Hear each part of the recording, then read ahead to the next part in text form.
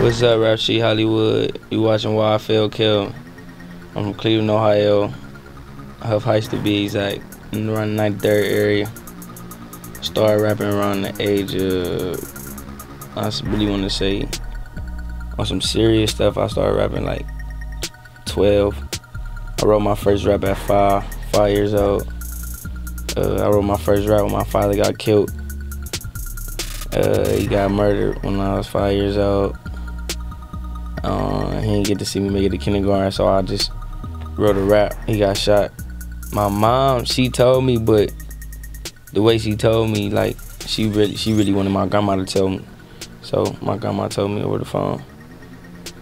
I mean, I was 5, but I knew what death meant for real. It definitely influenced my music a lot, cause every time I feel like I wanted to quit, I just think about my father, and it motivated me to go harder. And then by my father, by me losing my father at a young age, it opened me up to a lot in life. So I see a lot of stuff for what it really is. You feel me? So that made me just keep it real in my raps. I always really looked up to Meek Mill. I wouldn't say looked up to him, but I always rock with Meek Mill. I rock with Meek. Really, it's a couple street cats in the industry, but it ain't really too many. But Meek Mill definitely though. My first time ever actually recording, I wasn't even recording in the real studio. I was in my cousin's studio. He had a little cheap mic he had bought off of Amazon, and he had a little cheap program called Mixcraft. I ended up recording like a whole mixtape in like 3 days, 2-3 days, something like that. It was just for the fun, but that's when I really started taking, after my first time recording, that's when I really started taking music serious, like serious, like putting my all into it. I was young when I first really started wanting to take rap serious. I was like 12, something around that age. You know, when you're younger, you doing all kind of activities, you don't really know what you want to do. So I had my hands in a lot, but I always knew rapping to be my way out. When I was like 14, 15, I was still sports, low-key music, a little bit of the streets. You feel me, son? Then as I started getting older, all the sports got dead to me, and I really started focusing more on rap. And then as the sports got dead, I was in the streets more, so I was seeing more, so that gave me more to talk about.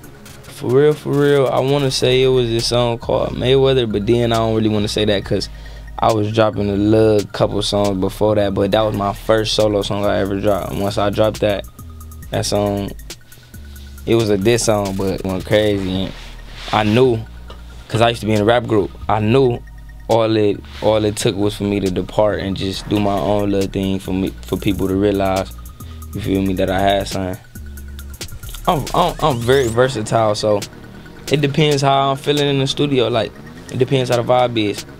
You feel me? If I got my weed and somebody throwing the hard ass beat and I'm feeling it, I could just go in there and freestyle. But sometimes I be wanting to get in my bag. You feel me? Get in my mode. Write a lot. You feel me? I definitely write a lot because that's how you get better. I freestyle a lot too because that's how you get better. But writing, when I'm writing though, that's when my best music come out for sure.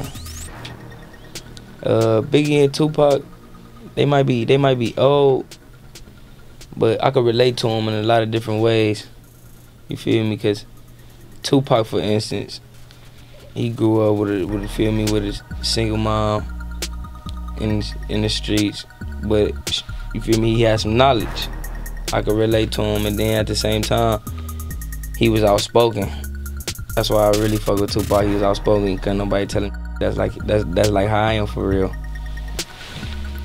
But Biggie hard too. Kendrick Lamar, lyrical genius.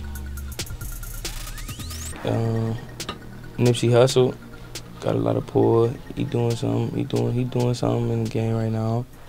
There's a couple more from the West Coast that I rock with, but I really don't see a difference in West Coast, East Coast thing. Music is music. Struggle, see, that's all I know. Hell no, I ain't, like I said, I ain't never been to no real studio up until like, damn near till I got grown. Yeah, for real, like 18. But I ain't never had no money for no studio equipment. I got my first piece of studio equipment on Christmas. Got a cheap ass mic from Amazon. Then I ended up getting a keyboard, but I ain't never know how to make no beats.